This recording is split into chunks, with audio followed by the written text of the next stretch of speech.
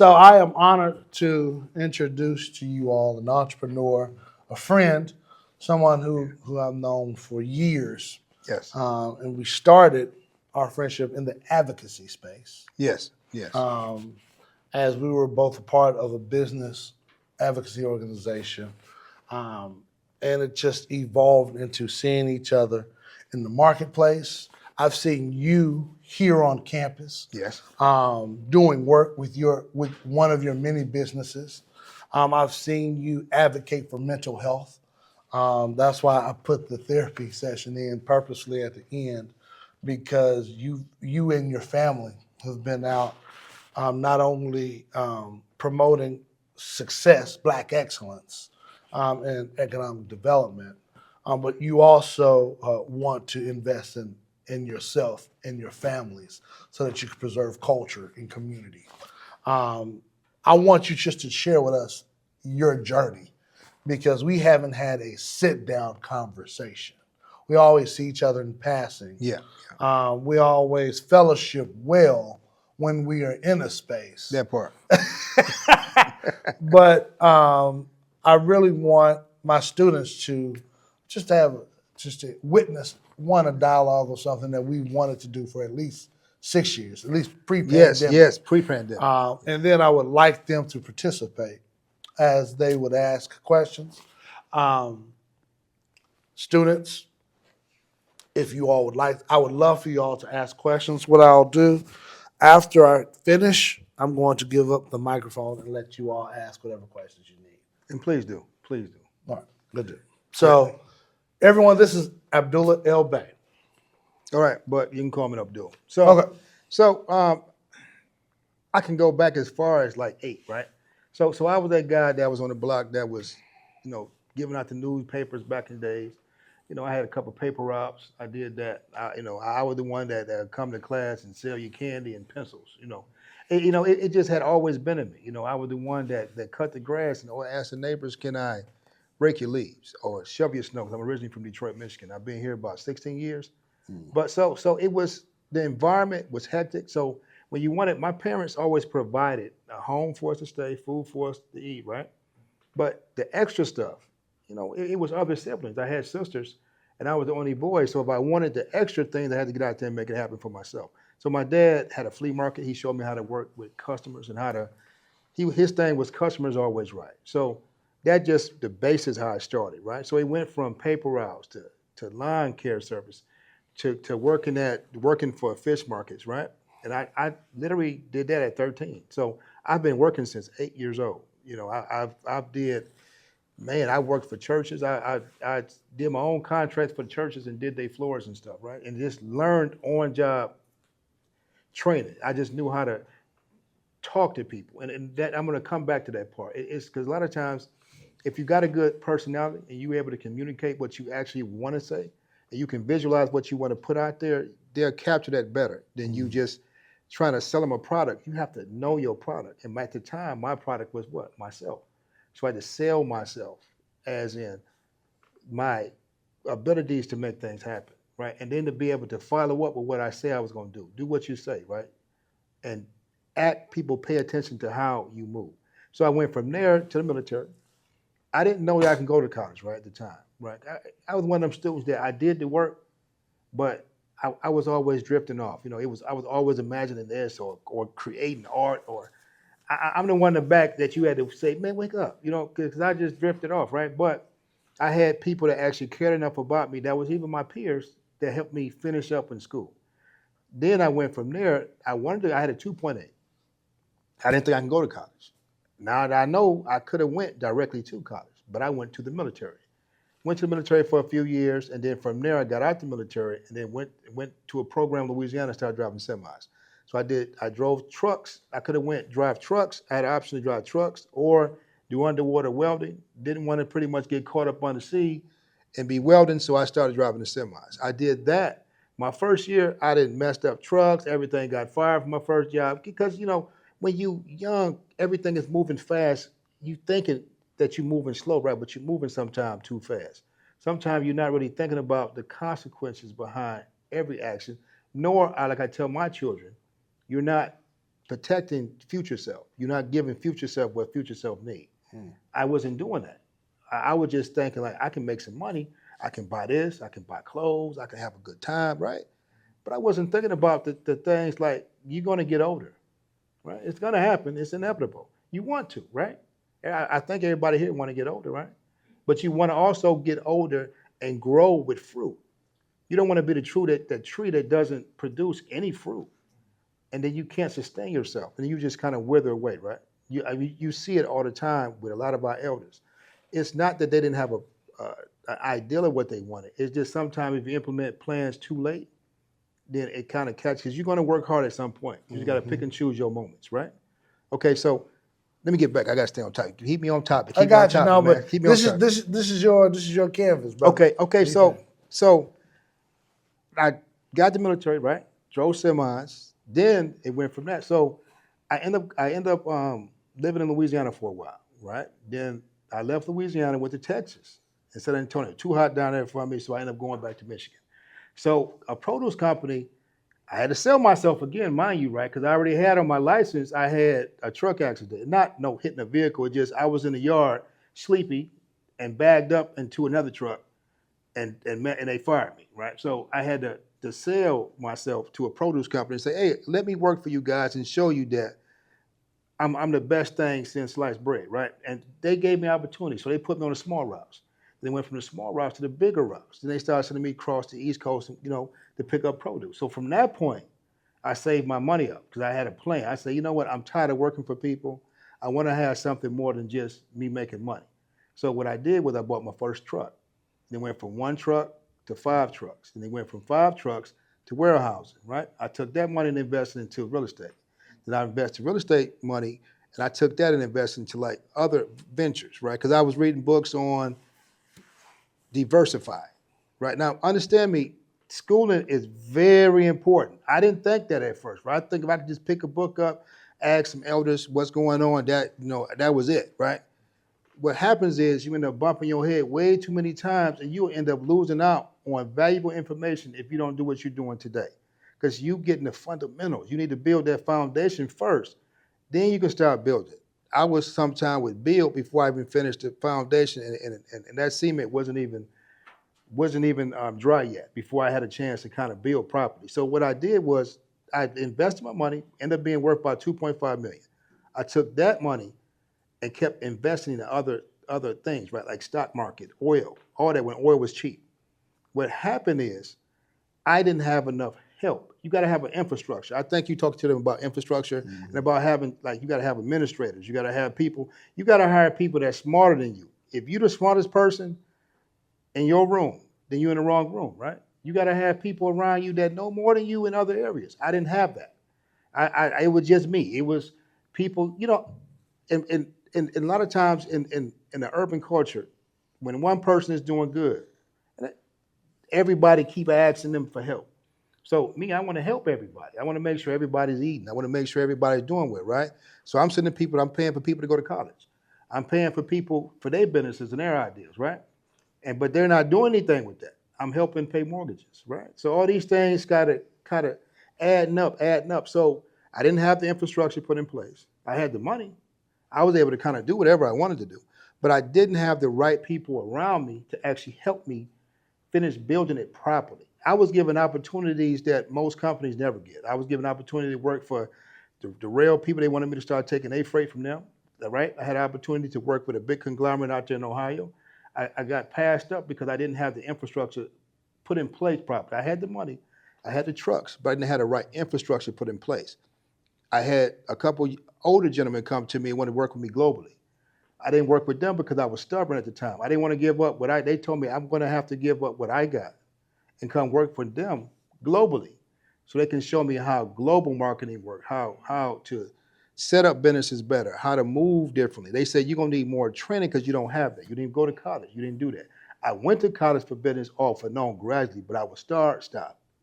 Don't do that neither. I'm just telling you that's my opinion. I can't tell you what to do, but I wouldn't recommend it. So it went from that to me having to file bankruptcy because, one, I had too many expenditures going on at one time. So you figure, what I tell you, I had a club. I even had a record label, right? I had 15 houses, 5 trucks, warehouses, and my own personal things, right? So what happened is all that stuff started adding up. You got all these expenses going out, and if you're not watching it, and you're not paying your taxes, you're not paying attention to your investments, you end up losing that. So I had to start all back over again. Now, I was lucky, I was blessed to be able to keep one truck, one trailer, right? Start all back over. So I had to budget $20 a week until I got my money back right? So I did that for a while. Then I gradually built back up again.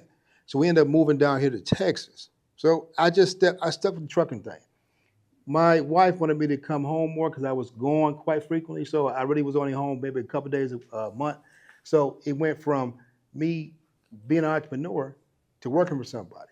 Now, I've always been an entrepreneur. So sometimes it's hard for an entrepreneur to grasp the concept of working for somebody, but it humbled me, right? So I was able to kind of realize that you just can't take for granted what you bless and what you able to get come to you and make happen for you. Does that make any sense, guys? I ain't over talking him.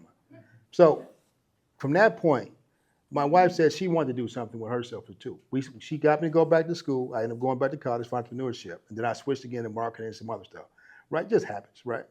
So she ended up starting a janitorial company. So we clean buildings. She did that while I drove trucks. So she'd call me crying sometimes. She'd say, "Oh man, the people got feces all over the wall and they're not cleaning this up." I said, "I got you, honey. I appreciate it, but we got to keep this investment right." Because I learned that you got to focus on something. You can't just be moving around and then putting your money here, putting your money there, and saying, "I'm going to do this," and never finish the first project that you started. If you don't finish the first project, or the other project's going to it's like you making babies and you never taking care of them, right? So that adds up and it's going to cost you in the end. I promise you, I did it. I've seen hundreds of other men do it. It doesn't work. Get one thing perfected first, then move to something else. If that can take care of itself, you want to be able to take care of yourself by itself. Then you move to something else. So we got the janitorial company moving, right? Then from there, we grew it.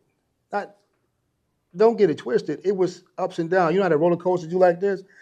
Entrepreneurship is just like that. You're going to have your peaks, and then you're going to have your bottom points.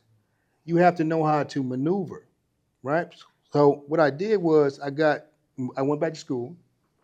I wanted to understand business a lot more better and not make the same mistakes, and that kind of helped me understand how to write papers, how to communicate with the people that I want to get contracts and things from. So, and most of the time you'll say, okay, the people only deal with you, they know you or like you, right? A lot of times it is no like trust. I can honestly tell you that it's a lot of no like trust. You have to come and show them that you're capable of doing what you say you're gonna do. And I'm talking about for the bigger contracts. Sometimes they'll give you something small just to see if you can handle that. And if you can't handle it, trust me, the circle is not as big as you think it is. We see it as, at times, and I did when I was younger, that you would see it as though like, oh man, it's like really big, right? The world is big. No, it's not. Most of the guys that's in power, they all pretty much know each other. Most of those conglomerates, I knew about most of these companies already joining together back in like the late 90s. The trucking businesses said they was going to do it with JB and Schneider. Before the Walmarts and already before they started making expansions, I knew about that too as well. You got to do your research. You have to kind of learn in entrepreneurship that each presidency changes up the dynamics, right? Whoever's in power changes up dynamics too as well. You got to pay attention to how politics is flowing too as well.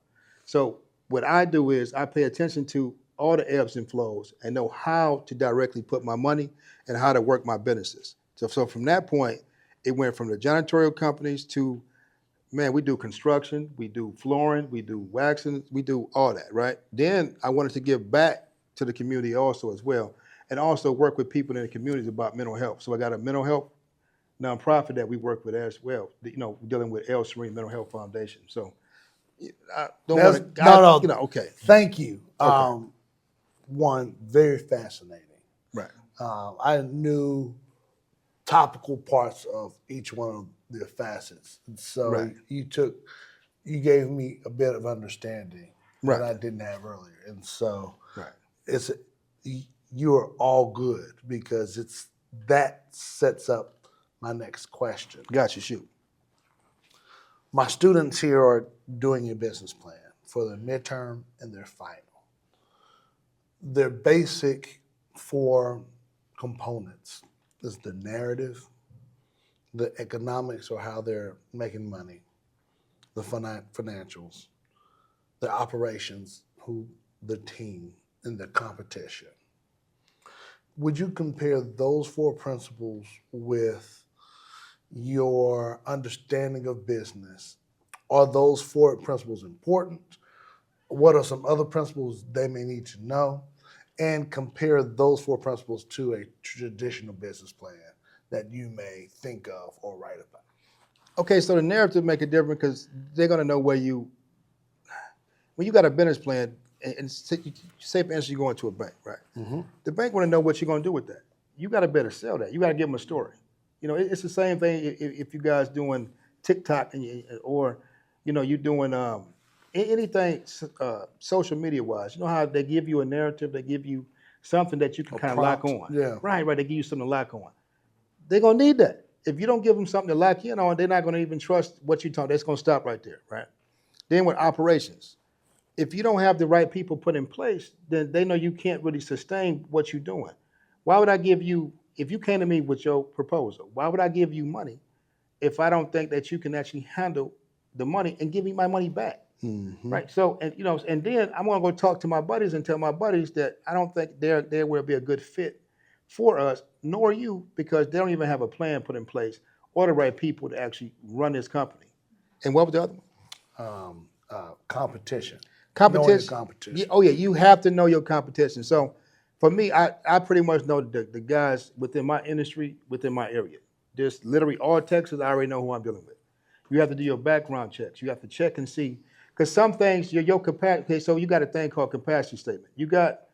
You only able to capable. Your capacity statement tells everybody what you're able to do, what certifications you have, what contracts you had. They're going to ask you that. The bigger the contract, they're going to ask you. The capacity statement, that's a really great point. Yes. That I'm going to add into my curriculum. Right. It's letting the world know what you are capable of, right? It's important to know in the market, and we're going into competition. Yeah. If you have, if there's a market that's at 100%, and you as a business claim to have 10% of the market share, your capacity statement is everything that validates your 10% of the market. What got you to that point? I'm the man at this, and this, as me personally, as Matt Houston. And with the certifications of this, and this, it gave me this type of customers consistently, which is 10% of the total buy of purchase of whatever product it is. What that shows investors is that you've done your homework, that you have a team of people analyzing data for you and translating that data into your relevance into the marketplace or your value in the space. So all of that can be said in the narrative, yep. And then the operations are the specific people who are making that narrative. You gotta have them. You gotta have them. If you don't have them, I had a tutor out of California, right? I think this guy was worth like $150 million in janitorial cover services, and he broke it down to me. It's certain AI systems that they got now that you can use to actually help you out with certain operations, but you still have to have certain people for financial purposes, for marketing purposes, for sales, and and research. You need all. It doesn't make a difference what business you have. You need these things to actually, if you want to scale. It's a thing called scaling. If you want to start getting this point with it, you got to start adding those pieces to it. At first, it's cool to do the moms and pops because I've done that. You can do it to a certain degree, but once you start getting so many contracts, or if you're in the food industry and you start getting so many people coming in and start buying your food, you got to be able to know how many utils to use. Like when you don't know what utils are, what I'm saying? How many people to use to actually be effective, but not over put too many people there, because it'll start cutting into your profitability. So you'll start, you'll start losing saturation point. Yep, at that point. So you have to know how many people to use, how many users to use, like equipment, how many things you're going to need to put in place. You got to pay attention to how everything is flowing, because at some point you're going to have to either stop and just that's all I'm doing, just as far as I'm cool with it. But if you reach that ceiling, then what are you going to do to put in place to make, to get past that ceiling? Because you can always keep going as long as you want to go. So as an entrepreneur, I have two questions, and then I'll give it up to I'll let the students ask you questions.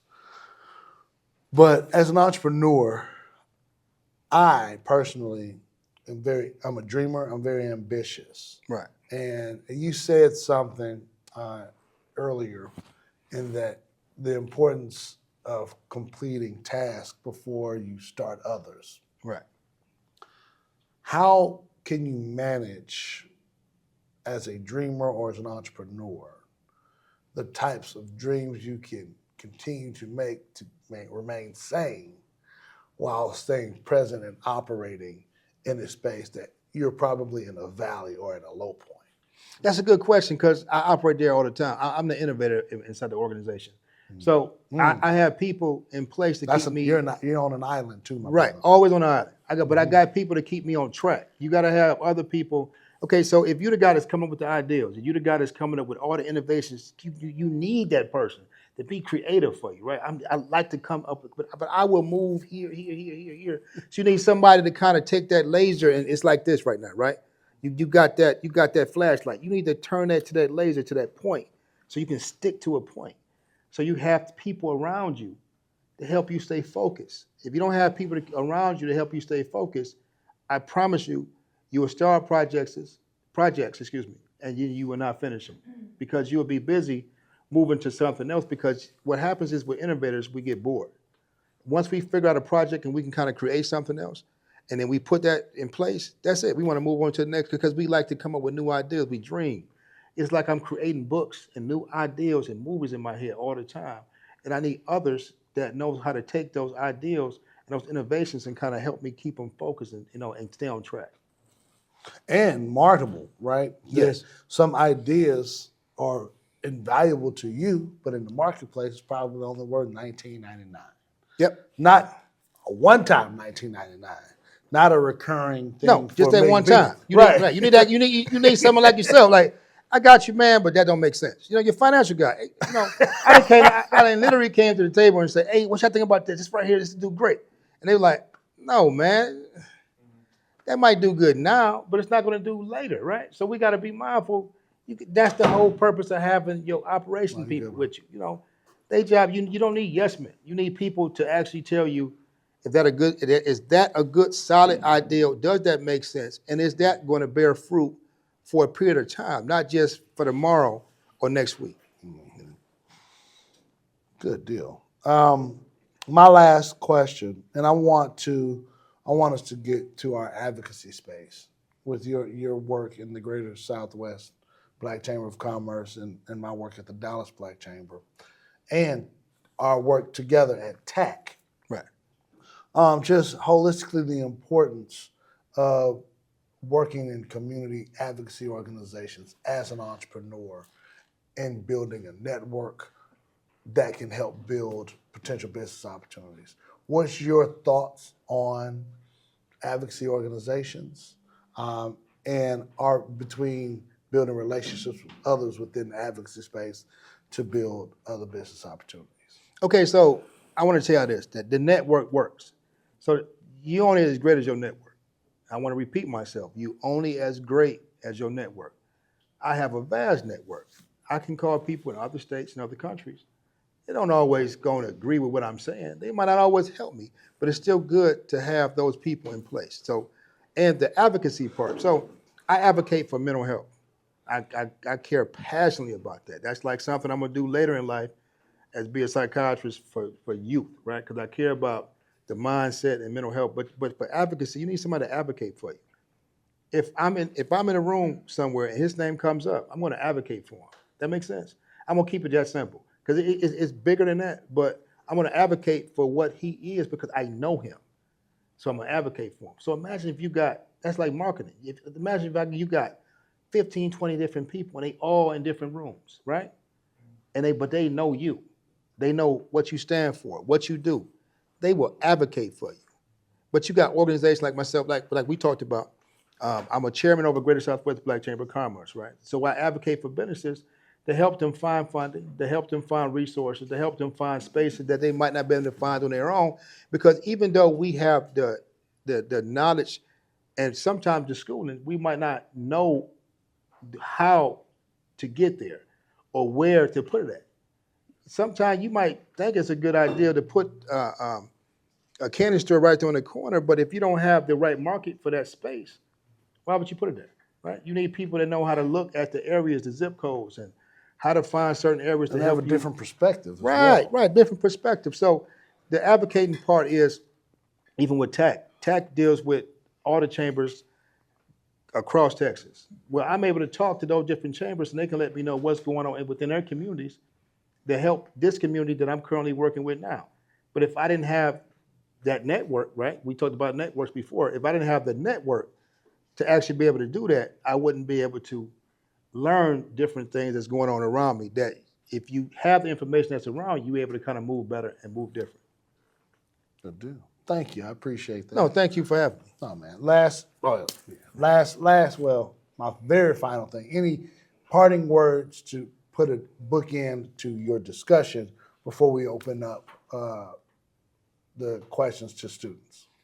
Okay, so guys, I can talk for hours, right? I got so much information stuck in my head, and I didn't want to overload you guys, right? Because I know how it is. I'm still a student myself, so sometimes I want to make sure. But I want to say this: believe in yourself.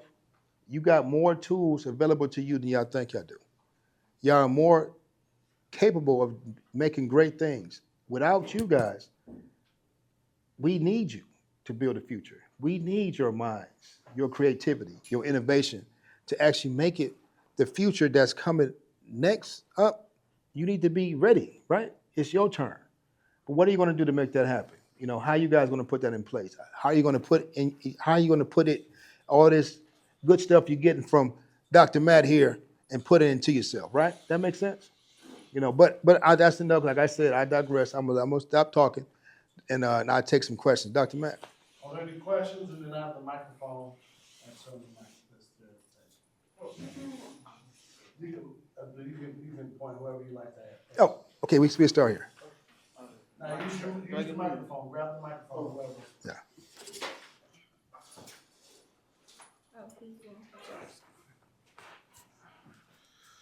Well, I got a question about what is your best techniques or strategy as far as organizing a stronger infrastructure for your business floor plan and or model? Okay, so when you ask for business floor plan, what are you asking? You got to be more direct. As far as what goes into your company, what's the basics of, of course you're gonna need employees, the people around you. Of course you're gonna need the advocate yourself, marketing. What is your best strategy as far as organizing a well-put infrastructure? Okay, you got to have a good financial guy. I got good bankers.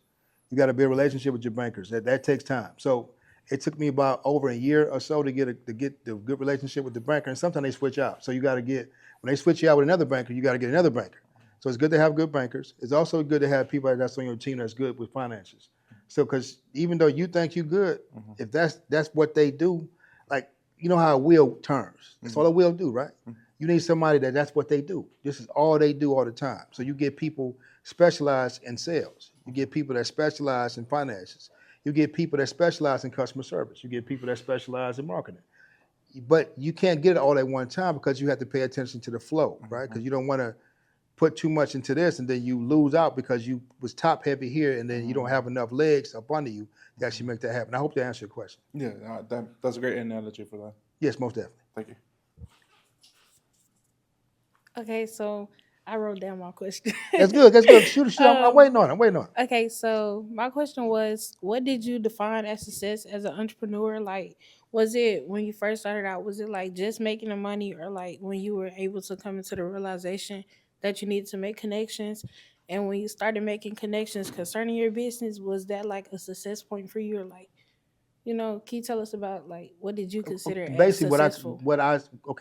back in the days, what I saw as success was getting paid, right? I'm young, right? I'm in my 20s, making this money. As far as I'm concerned, I'm at the top of my class. My dad was a factory worker, but he had flea market, so he taught me business. But he didn't go to school for that. But I was around other businessmen in my family. They had clothing stores and stuff like that too as well. So for me, it was just being able to go purchase anything I wanted, right? Because I wasn't able to always do that. It was able to go places I'd never been before, right? That was. But at my seasoned age now, what's my best investment is being able to come back and help other people.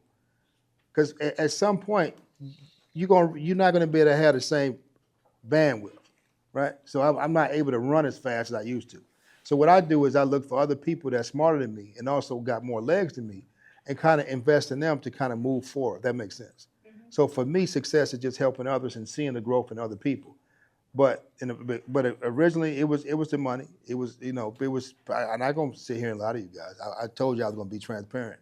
So it was the money, and then after I realized that money can come and go, it was more of learning the skills that I needed to do better, and then staying disciplined enough to stay on yourself. Because the hardest person you're gonna ever work with is yourself. You will sabotage you in a heartbeat, and know you're doing it and make an excuse for why you're not doing it. What you're supposed to do. Well, this happened, that's why I can't do that. Or this happened, this is why I'm doing that. And then you'll use other people that you grew up around because you pick up habits from other people. You don't realize it sometimes, but you do what you see others do. So you got to break certain bad habits. You know what's good and what's bad for you, but it's up to you to make those changes. So that's one for me. You're welcome. Anybody else? I know you've been waiting, man. I've been seeing you over there burning up. So what I kind of got was you have a big emphasis on networking, and I was wondering when you don't have a reputation or an official brand that you can trace back to, how do you go by networking, and how do you not seem desperate if you try to go reach a lot of people without much of a reputation? How do you still seem serious without seeming desperate for help? Practice. So when I say practice, I originally didn't talk to people. I wasn't a communicator. What you see now is through development, training, schooling, and learning from other people, right? I didn't like to talk to people, period. I was standoffish. I was introvert extreme, right? I was your friend that would sit in the corner, and I'd be good. And they'd be like, what's wrong with this weird dude over here? You know what I'm saying? I'm like, but I was good, right? And I just had to learn how to come out my shell. I was scared, right? When I first, okay, I'm gonna give you an example. My first time working for the chambers, right? I was a member, and I was in the board meeting. I didn't know none of the Robert Rules of Order or nothing. God rest her soul. She's the founder, Mrs. Linda Gray. She would put me in front of people to talk. I'd be terrified. I mean, to the point I wanted to pee myself. You know what I'm saying? Because I'm like, I don't do this. I don't want to talk to anybody. I don't want to be up there and talk to anybody. But it's practice. You just got to keep at it. The thing is, you will know when you're there, right? It's just keep at it. Don't worry about it. You see, everybody's not gonna like you. I promise you that. I know y'all will look at yourself in the mirror and say everybody love me and like me. No, they don't. Right? You got people that be around you and they don't like you. Right? It's just that for no reason. But you can't worry about that because you are here for a reason. Only you can do what you supposed to do because you only you. Nobody can do you better than you. So if that's something you want to do, just work at it. Talk to people like I do. Matt can tell you, I walk up to anybody and say hi. They don't always say hi back, but I will still say something to you. I say, how you doing? Hope you're having a great day, because the energy that I'm going to put out there is the energy I want to return. You ever heard of that? Mm-hmm. You give what you want back, right? So I'm going to always speak. If I see you in public, if I catch your eye, I'm saying hi. You might say, who is this weirdo guy? I don't care about that part. I care about letting you know that I care about how you are today, right? But what you do is just practice at it. If you have to get books, if you have to watch other people and just kind of pick out, because sometimes I would pick a habit, more of I would mimic other people when I saw them, right? And then that didn't work. Then I would try to say, okay, well, I'm going to read these books, and then I'm going to pick out some stuff here and see if that works. What happens is the more you practice at it, you'll become more natural in your own skin, and you'll just become who you supposed to be. That answer your question? Yeah, and then basically gotcha. Other people attract to you. That makes sense. Yep. Okay. Quick question. So, in the beginning of your talk, you'd mentioned coming off of being fired and trying to market yourself. Right. After that, so what advice do you have for somebody that's in a similar situation or coming off a deficit, I guess you could say, like, you know, trying to market yourself, but you do have like a not so good track record, like already. Okay, so what you're doing is, if you're gonna still play the same lane, right? You're gonna stay on the same tracks, and might have to reinvent yourself. Okay, so I constantly reinvent myself based off what is needed for that particular time frame. So if this is, I never stop being my core self, but I make adjustments. So if this is not working for now, then I just make adjustments. You're gonna be uncomfortable because it's like you trying to walk different, and you're accustomed to walking one way, but you got to walk a different way now, right? So just because you lost an opportunity, it doesn't mean that it's not another one around the corner. You just got to beat your feet. I've lost contracts all the time. I've lost major contracts. I never stop. It's because I realize as long as I'm being consistent and doing what I'm supposed to do to make it happen, at some point, Murphy's Law, it's going to happen for you. You just got to be consistent. Now, if you're not consistent, then quite naturally, don't nothing come to anybody that's lazy. Lazy people I tell my children this, if y'all don't mind me sharing. I tell them, if you want to be the person who had a recipe, then you're going to be always eating.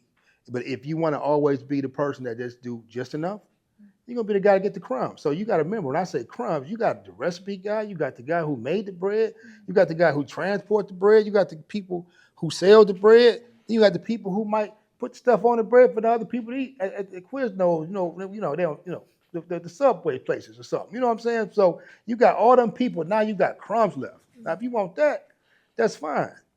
So you got to ask yourself, you being hurt in your feelings and allowing your emotions you can't take emotions and bitterness out. Emotions and bitterness don't line up right. You can use them to fuel yourself, but you don't use it to break yourself down. That make any sense? So I hope that answered your question. It did. Thank you. Anybody have any questions? Good?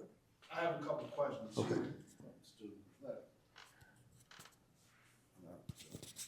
In fact, I'll conclude with these questions. That'll work. What you got for me, brother man? And we'll start from the beginning. Do you think, explain why you think the customer is always right? Okay, so originally I didn't like that because sometimes customers can be extremely wrong. They can say the wrong stuff. Sometimes customers don't even know what they want, right? Sometimes we can be in a location and they'll say, we want this, this, this, this. It's not realistic. If you got so many people within the building, you're not going to keep this particular area clean from a cleaning standpoint without X, Y, and Z amount of people or a certain type of equipment. Sometimes they don't want to pay for that, but they still want you to make it happen. So when I say customers are right, you got to kind of find the way to walk that tightrope. You got to find a way to kind of meet them in the middle, because ultimately without the customer, you don't have anything anyway, right? So you got to find a way to meet their needs. If you're not, I was told this one time, if you can't be the guy who fixed my problem, then why do I need you? Right. That part. Great job. Thank you. Next question. This is referring to your family business. Do you still have that philosophy? I think I know the answer, but this is a clarification. What you got? No, about your philosophy on the family business. Do you still believe in having a family business, or are you in the corporate space? I still believe in family business. I've grown to get more to the corporate part of it because I'm older now. So right. So I was taught by, again, some other older gentlemen. They say by the time you get to a certain age, you should be more teaching than you should be. You should do what you're supposed to do by a certain point. Well, I still had to make adjustments. Didn't learn that until later in life, right? So I'm still working it. But sometimes you guys don't want what your parents got. I can have my children don't want to clean no buildings, right? So that's not their aspirations and dreams. So that's mine. So my job is not to take away their dreams, but I'm going to still teach them how to maneuver, if that makes sense. Okay, that's good. That's a great incorporation of still being a model for and a leader as head of family. So what would you identify as your industry that you work in most comfortably? Okay, so this is crazy, right? Because I actually worked in so many industries. So the cleaning industry is pretty much, I like the part when I'm dealing with the customers, fixing the problems, and coming up with new ideas. That's just anything that does that. I mean anything. If that does that, teaching or whatever, I do that, right? So that's more of, I feel more comfortable with the conversations and the back and back banter. How can we build? How can we create? How can we put some more stuff in place? So Go ahead. front facing part of the business. Front-facing part. You're doing strategy. You're solving problems. You're identifying customers and identifying the customer needs so that you can provide that solution to them. Yes. Okay. This is a good spot. That's an important role. Knowing your role in an economic ecosystem is vital. Very so that vital. you can build teams around you to Play your complement part. you. Play your part. Play your part. Last question, and I want you to talk more about mental health. Okay. How do you help specifically with mental health in the community now? Okay, so what I did was I got certified through the state for mental health peer support, right? And I also do recovery. So to get mental health peer support, you have to have some lived experience. Well, I had military trauma, I had childhood trauma, so I was able to use that to get the certification to actually be able to go help other people. So I work at group homes. You got adult group homes where people that's not capable of being on their own at this moment, they still need the resources from the state or the government to kind of help them because they have diagnosis about being bipolar. They used to be addicted to different drugs. They also been incarcerated for long periods of time. So I go there and talk to them and kind of help them navigate them waters and help them find the way. I don't do it for them because I'm not going to do it for you. I'm going to ask you open-ended questions to help you answer your questions for yourself. Because this is what I do is it's called the person-centered approach. So you kind of base it off what's best for them to help them develop themselves so they can be better in the community and also live a more productive life. Also, we provide services to the community to make sure that, say for instance, you guys didn't know you could get certain type of mental health services, then we'll find it for you. We teach classes. We come and teach. We taught class at churches for youth about emotional intelligence and about just changing up different color aspects in your house or what you wear can make you feel totally different. So, that's pretty much what I do with that. Thanks, man. And my last question with that, and this is a business question, did you create a business entity to execute those businesses and execute those services and give us a top level structure if you did? Okay, so any business you go into, you're gonna need certifications for certain stuff. Okay, even if you go into food, you gotta get food licenses, right? But if you wanna start dealing with certain organizations or bigger venues, you're gonna have to get certain certifications. Like for me, I got Hub certification. The company is owned, 60% by my wife, right? I'm cool with that. We family. We've been together 25 years, so I'm happy about that, right? So Is this an LLC? Is this a S Corp, we C Corp? incorporated. We finally incorporated. My accountant been getting on me by LLC. It's a benefit. So a lot of times people tell you LLC is great. Oh, that's the best thing. But yeah, once you get to a certain amount of money, you're gonna have to incorporate. Then you got different corporations you got to get, and then it goes from this, and this. Everything is like a step ladder. And then you need another different type of certifications that you need to be able to even bid on certain bids. And then if you don't, again, it's just, and if you don't have the right amount of money you showing coming in or flowing, if you don't have the right type of specs. So I want to use it cleaner because this is what I do. If I don't have big contracts to show another big contract that I can service 800,000 square feet, then they're not going to hire you because they feel as though that you don't have the ability to service that much square footage. And that's the same thing for people I know that's in catering. If you can't service 2,000 people, but you've been serving people at maybe 500, that's not going to give me no happy feeling about it if you're going to even make sure the food tastes the same like McDonald's. Consistency. Right, the consistency. So, yeah. No, thank you. What I heard from that answer, follow up. Yeah, go ahead, Aaron. I just have a separate question. It's back to mental health. Go ahead. Do you ever have any issues with like imposter syndrome? Well, okay, so sometimes you might feel like you're not capable. Let me read Go for ahead. the microphone. The question was asked if you had any. What was your question again, Aaron? Imposter syndrome. If you ever had any issues? Do you have issues with imposter syndrome? Sometimes you might feel as though that you're not the guy for the job, right? Sometimes people put you in positions because once you start growing, because trust and believe, I can already see it in you. If you just practice at it, I promise you, what you're looking for, you're going to make it happen. The problem is sometimes we feel right now we're not that person. You might have to develop more. Get the training you need. So the only thing you lacking is confidence. That's it. So yes, I've been there several times. I've been put in a room and have to figure it out. Matt didn't see it. He didn't see me. They didn't push me up. They ain't gonna talk about this. I have no idea what you want me to talk about, right? I have to go up there and wing it. But by me still doing it so many times, We would never know the difference. Ain't nobody. Just for the record. Yeah, but I hope I answered your question. Yeah. Been there, That's a been great there, man. question. I've been there. Trust me, it's more people that feel that and don't even know what it is. So there's more people that feel that than you think they do. They just won't ever tell you that because when you look in the mirror, you got to ask yourself, who am I? But when you're younger, you still developing yourself. You don't know you 100%. You think you know yourself. You know what you like, some of the stuff, but you haven't experienced everything. You haven't been everywhere.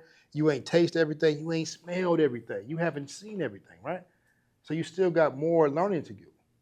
And so sometimes you might feel it's like this, sometimes when you come out this particular pond that you was running at, you the man, you the woman, right? Then all of a sudden, boom, you get put into a lake. And you're like, I got to figure this out, right? So now I got to figure these people out. Then you got to figure out who works with you, how the ecosystem works. Then you get put into an ocean and then to a sea. You know, then you got to still figure it out again because it gets bigger and bigger, right? And then, so it never stops. If you're willing to keep growing, it never stops. Learning never stops. I promise you guys, stop thinking that you get to some point and I can just retire, right? And that learning never stops if you want to continue to grow and develop. But that's going to happen, okay? Can I ask you one more question? Yeah, go ahead. So, I have some people, I do esports and video. All right, hold on, let's. Sorry. No, don't apologize. So I do virtual gaming, and I have people that are funding me to go travel and do events and stuff like that. And I sometimes suffer especially with imposter syndrome, but also sometimes I feel like I'm disappointing other people who invest in you. How do you when you have disappointment, how do you basically regain and recover from that and just make yourself better?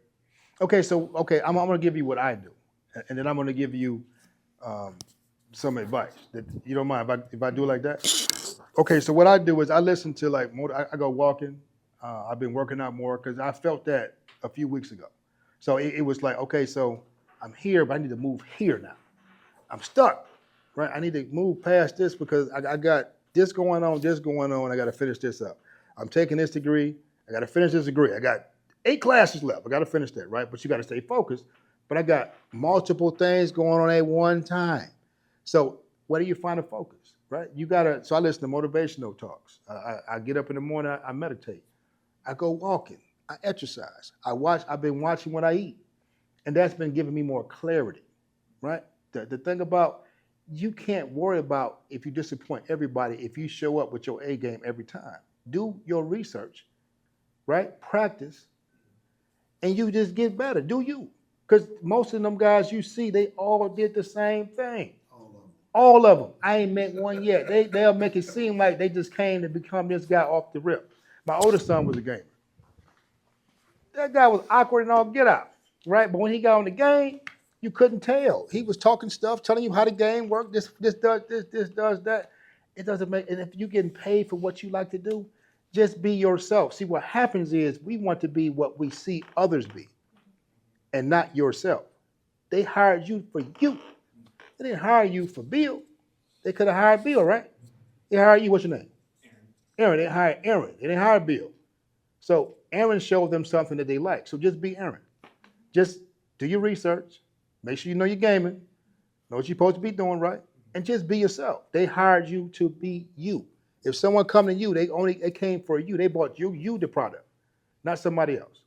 That make sense? Yes, sir. Thank you. Great. Thank you. Thanks, Aaron.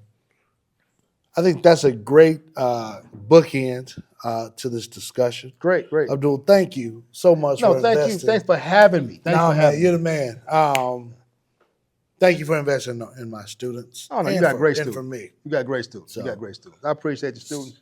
And I hope I answered your question. I hope I didn't bore you guys. You getting bored a little bit, man. I didn't bore you, did I? All right. Thank you all. All right, Okay, thank you. that's what we got. That's My it. man. My That's the last man, my one. brother. There we go.